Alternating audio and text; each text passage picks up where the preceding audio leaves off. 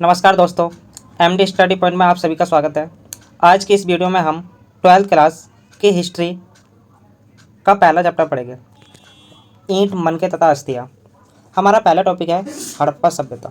देखो, सिंधु घाटी सभ्यता को ही हड़प्पा सभ्यता कहते हैं। हमारा दूसरा टॉपिक है हड़प्पा सभ्यता की खोज कैसे हुई। देखो, हड़प्पा सभ्यता की खोज सर जॉन मार्शल के नेतृत्व में की गई। किसने की? दयाराम साहनी और रखलदास बनर्जी ने।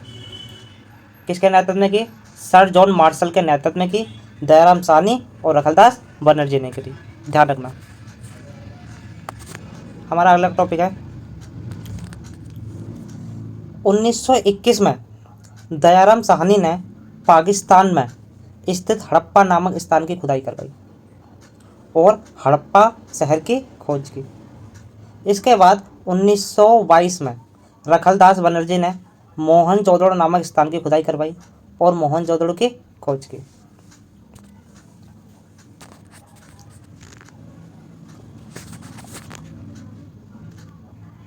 अगला है 1924 में सर जॉन मार्शल ने पूरे विश्व में हड़प्पा सभ्यता को उजागर करा। देखो, 1921 में हड़प्पा शहर खोजा गया, 1922 में मोहनजोदड़ो शहर खोजा गया और 1924 में सर जॉन मार्शल ने पूरे विश्व में बता दिया कि एक और सभ्यता की खोज हो चुकी है, हड़प्पा सभ्यता की।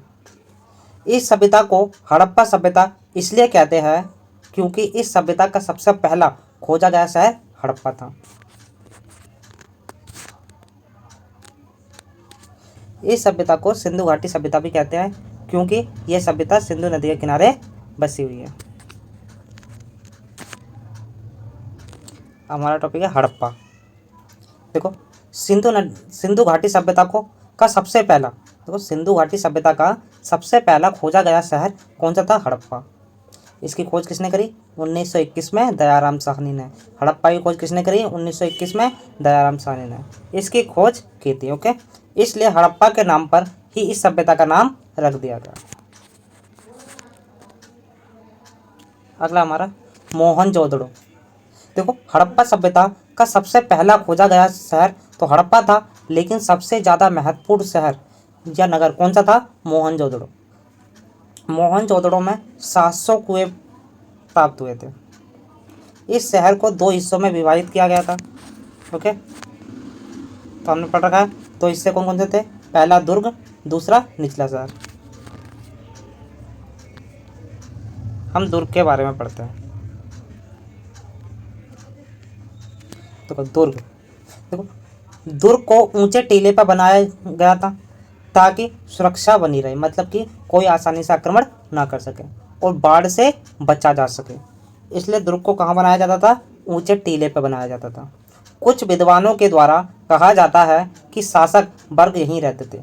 दुर्ग किले को बोलते हैं। तो किसे बोलते हैं? किले को। अगला, यहाँ से कई सारी महत्वपूर्ण व अनूठी चीज़ें प्राप्त हुई है।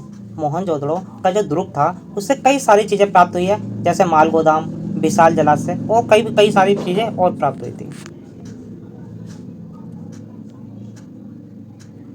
दूसरा पॉइंट है निचला शहर। देखो, मोहनजोदड़ो 2 भागों में विभाजित था, पहला दुर्ग, दूसरा निचला शहर।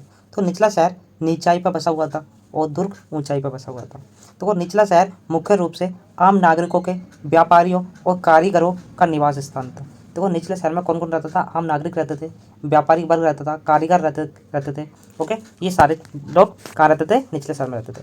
निचला शहर की गलियाँ सीधी एवं एक दूसरे को समकोण पर काटती थी। तो कहते हैं भाई, निचले शहर की जो गलियाँ थी वो सीधी थी और एक दूसरे को समकोण पर काटती थी। और क्या खासियत थी? मकान पक्की ईंटों से बने होते थे निचले शहर में। 2 या कभी कभी 3 मंजिला मकान भी पाए जाते थे। निचले शहर की मुख्य सड़कें चौड़ी होती थी और गलियां उनसे छोटी होती थी। सड़कों के किनारे, मतलब सड़कों के दोनों किनारे नालियां बनी होती थी। दोनों साइड सड़कों के नालियां बनी होती थी। लगभग हर घर में या उसके पास कुएं पाए जाते थे जिससे पानी की व्यवस्था होती थी। निचले शहर में बाजार, कुम्हार और मनकों के निर्माण केंद्र पाए जाते थे। क्या क्या होता निचले शहर में? बाजार पाए जाते थे, कुम्हार और मनकों के निर्माण केंद्र निचले शहरों में पाए जाते थे।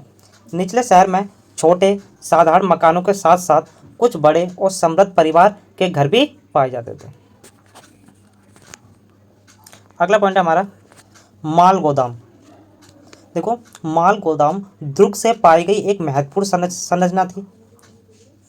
विद्वानों का मानना है कि इसका प्रयोग अनाज का भंडारण करने के लिए किया जाता था। इसमें रखे गए अनाज का प्रयोग आपातकालीन स्थिति में किया जाता था, या बाढ़ आ जाए, प्राकृतिक आपदा आ जाती है, युद्ध वगैरह की स्थिति में किसका प्रयोग करा जाता था? माल गोदाम में जो अनाज रखा जाता था उसका प्रयोग करा जाता था। माल गोदाम की दीवारें अभी भी है, लेकिन इसकी छत नहीं है। इससे हमें पता चलता है कि जो इसकी छत है वो क्या होगी? कच्ची रही होगी। विद्वानों का मानना है कि इसकी छत कच्ची होगी और दीवार पक्की ईंटों से बनी होगी, जिस कारण छत टूट गई और दीवारें आज भी बनी हुई है। विशाल जलाशय। देखो, दुर्ग से पाई गई एक अनूठी संरचना विशाल जलाशय भी थी। तो मोहनजोदड़ो के दुर्ग से पाई गई अनूठी संरचना में से एक क्या है? हमारा विशाल जलाशय। ये आयताकार था। कैसा था? आयताकार। इसके उत्तर और दक्षिण हिस्से पर सीढ़ियाँ बनी हुई थी, जिनकी सहायता से इसके अंदर जाते हुए निकलते थे। अंदर आने जाने के लिए क्या इसमें दो साइड सीढ़ियाँ बनी थी, दक्षिण में और उत्तर में। ये लगभग 12 मीटर लंबा था, 60 मीटर चौड़ा था, 7 मीटर चौड़ा था और 2.5 मीटर गहरा था।